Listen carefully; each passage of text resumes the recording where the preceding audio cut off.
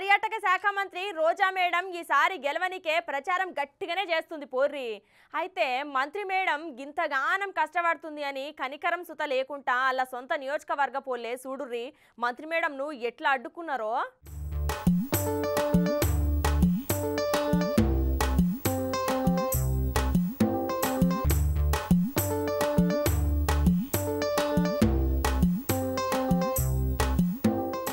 ఇక ఆంధ్రప్రదేశ్ అసెంబ్లీ ఎన్నికలు అట్లనే దేశంలో జరిగే లోక్సభ ఎన్నికల కోసం ప్రచారంలో నాయకులు మస్తు బిజీగా తిరుగుతున్నారు. ఇక రాత్రి పగలు అనే తేడా లేకుండా ఊర్లకు ఊర్లు తిరుగుకుంటా ఇంటింటికి ప్రచారం చేసుకుంటా మా పార్టీని గెలిపియాలి అంటే మా పార్టీని గెలిపియాలి అని ప్రచారాలు గట్టిగానే చేస్తున్నారు. అయితే గట్లనే ఎన్నికల ప్రచారం కోసం నగరి ఎమ్మెల్యే మంత్రి రోజా మేడం కూడా పోతే చూడు ఏమైందో.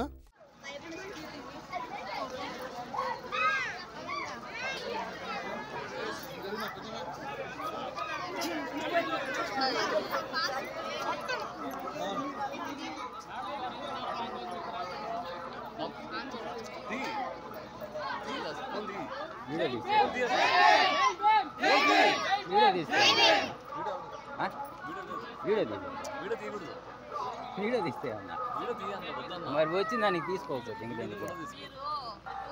వచ్చిన దానికి ఫోన్ తీసుకోవచ్చు. ఇంక వీడియో తీయకపోతే ఇంక దానికి వచ్చిందామె వచ్చిన దానికి దేనికి ఇంకా ఏందనా వచ్చిన దానికి ఇంక తీసిపోతే ఇంక దేనికి ఆ మాత్రం వచ్చింది అడిగి వచ్చింది ఇంక దేనికి ఆమె ఏందనా మీరు కూడా.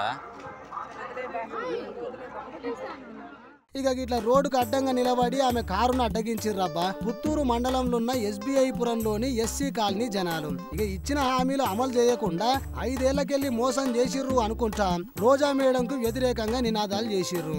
గతంలో ఎన్నిసార్లు మా సమస్యల మీద ఫిర్యాదు చేసినా పట్టించుకోలేదు అని గుస్సా అయ్యుకుంటా మంత్రి మేడంకు వ్యతిరేకంగా పెద్ద ఎత్తున నినాదాలు చేసుకుంటా రోజా మేడంను ముందుకు ఓనియకుండా సర్ది చెప్పేందుకు చూసినా వారు వినిపించుకోకుండా కనీసం రాత్రిపూట ప్రచారానికి వచ్చింది అన్న కనికరం లేకుండా ఆడబిడ్డ అని కూడా చూడకుండా అడ్డుకున్నారబ్బా. ఇక మేడం కూడా చేసేది ఏం లేక చేతులు గాలినాక ఆకులు పట్టుకొని ఏం లాభం.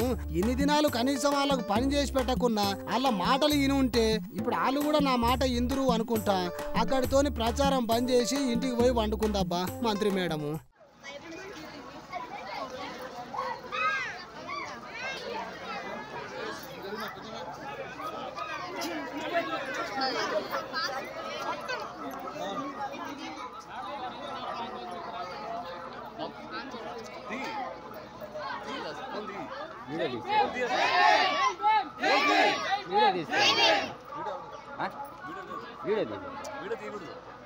వీడియో తీస్తే మరి వచ్చిన దానికి తీసుకోవచ్చు.